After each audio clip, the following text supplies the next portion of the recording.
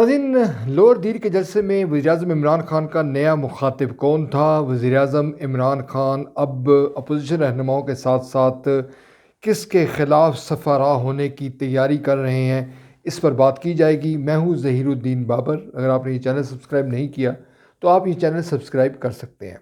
नाज़रीन, वज़ीर-ए-आज़म इमरान खान का जो लबो लहजा है वो अपोजिशन रहनुमाओं के लिए तुंदो तेज़ हो चुका है, और जिस नाम से अपोजिशन रहनुमाओं को पुकारा जा रहा है, अब वो हर ख़ास व आम पाकिस्तान का शहरी जानता है। शहबाज शरीफ को शोबाज शरीफ, जूते पॉलिश करने वाला, मौलाना फजल रहमान को डीज़ल के नाम से और आसिफ अली जरदारी को डाकू के नाम से इमरान खान पुकार रहे हैं। अपोजिशन रहनुमाओं के लिए वज़ीर-ए-आज़म के ये जज्बात है, ये हैरान कुन नहीं है, और मुख्तलिफ जो तजिया निगार हैं वो इस बात पर मुत्तफ़िक़ हैं कि इमरान खान अब पूरी कुव्वत के साथ तहरीक अदम एतमाद का मुकाबला करने जा रहे हैं। अगरचा पार्लियामेंट के हवाले से तो ये कहना मुश्किल होगा, मगर पार्लियामेंट के बाहर वो पूरी समझदारी के साथ और हिकमत अमली के साथ अपनी सफबंदी कर रहे हैं। नाज़रीन, लोअर दीर के जलसे में उन्होंने ये कहा कि जनरल कमर जावेद बाजवा ने उनसे ये कहा है कि मौलाना फजल रहमान को डीज़ल ना कहा जाए।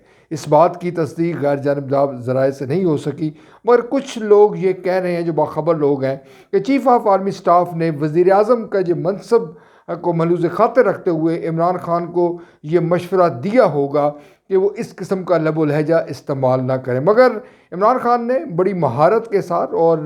पॉलिटिकल जो बेनिफिट्स है उसके लिए जलसे में चीफ़ ऑफ आर्मी स्टाफ का नाम लिया और ये कहा कि मौलाना फजल रहमान के हवाले से जो डीज़ल का लफ्ज़ है उन्होंने इस्तेमाल करने से उनको मना किया है। फिर उन्होंने बार बार तवातुर के साथ कमोबेश 1 दर्जन बार उन्होंने कहा कि जो डीज़ल का लफ्ज़ है वो मैं नहीं कहता, बल्कि ये आवाम की ख्वाहिश है और आवाम मौलाना फजल रहमान को इस नाम से पुकारते हैं। नाज़रीन, अब यूँ लगता है कि इमरान खान की जो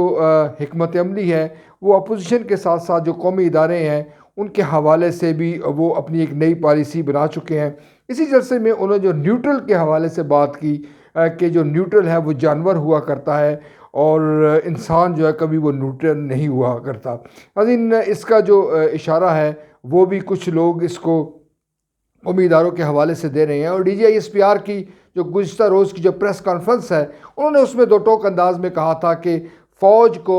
एक कौमी इदारे की हैसियत से रहने दिया जाए और उसे सियासत में इन्वॉल्व ना किया जाए। फ़ौज गैर जानबदार इदारा है। नाज़रीन, यकीनन ये एक जो हमारी जो सिपा है उसके मनसब का तकाज़ा है कि वो किसी तौर पर जो सियासी मामलात हैं उनमें शामिल ना हो, मगर जिस अंदाज़ में इमरान खान ने इसको लिया है उसमें बज़ाहिर हम ये कह सकते हैं कि वो इस बात पर शिकवे शिकायत कर रहे हैं कि फ़ौज को उनके तहफ़्फ़ुज़ के लिए या उनकी हुकूमत को बचाने के हवाले से गैर जानबदार नहीं होना चाहिए। गुज़श्ता साल 20 नवंबर के बाद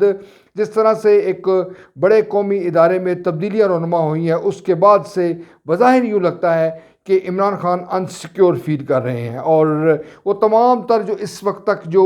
इक़दामात हुए हैं, जो पेशरफ्त हुई है, वो ये समझते हैं या उनका जो बॉडी लैंग्वेज है उससे ये हम तासुर ले सकते हैं कि शायद वो इसका लिंक कर रहे हैं गुज़श्ता जो 20 नवंबर साल जो गुज़श्ता 20 नवंबर में जो तबादला हुआ था एक अहम शख्सियत का एक कौमी इदारे में, उससे वो लिंक कर रहे हैं। लेकिन जो सूरत हाल है, लगता यूँ है कि ये जो तहरीक अदम एतमाद का जो मामला है ये एक आइनी और कानूनी तकाज़ा अब नहीं रहेगा, बल्कि इसको तेज़ी के साथ जो है सियासत में इन्वॉल्व किया जा रहा है। और ये कहा जा रहा है कि डी चौक में पाकिस्तान तहरीक इंसाफ एक बड़े जलसे आम का इनेकाद करेगी जिसमें वज़ीर-ए-आज़म इमरान खान खिताब करेंगे। कुछ लोग इस तमाम तर सूरत हाल को जो अमेरिका में होने वाले इंतखाबात हैं, डोनाल्ड ट्रंप ने जिस अंदाज में रिएक्ट किया था उसके साथ भी लिंक कर रहे हैं और ये ख्याल कर रहे हैं कि पाकिस्तान में जो आइनी बहरान के साथ साथ शायद सियासी बहरान भी पैदा होने जा रहा है। और फ़रीक़ैन जिस नहज पर पहुँच चुके हैं उसमें शायद